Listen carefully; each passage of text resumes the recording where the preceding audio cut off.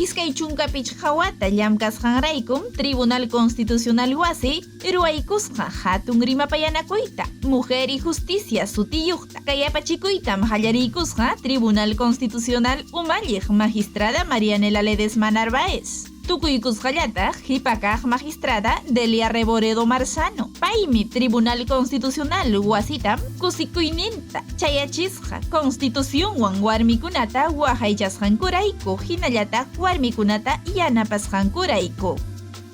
Tribunal Constitucional umalliq Marianela Ledesma yuyariykusqa kay wasipis llamkarunkuña iskay chunka suqta magistradukuna. Paykunamantas iskaylla plenopi magistradakuna kasqa. Doctora Delia Reboredo hinallataq kikin. Yapaykamusqallataq Perú suyunchikpis warmikuna hatun kamachiqmanña chayachkanku.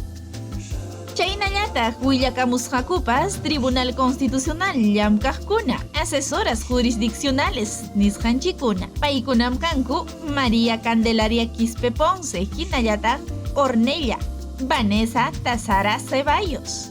Yachayninkutam willakamusqaku Demos Camachi hatun yachaywasi San Marcospi. Joan Lara Amat y León umalliq Programa Sectorial 4 de la Presidencia Ejecutiva de la Procuraduría General del Estado, Carolina Garcés Peralta. Chaynallataq Magíster Derecho Constitucionalpi hatun yachaywasi puk nisqamanta Constanza Borea Riechfort.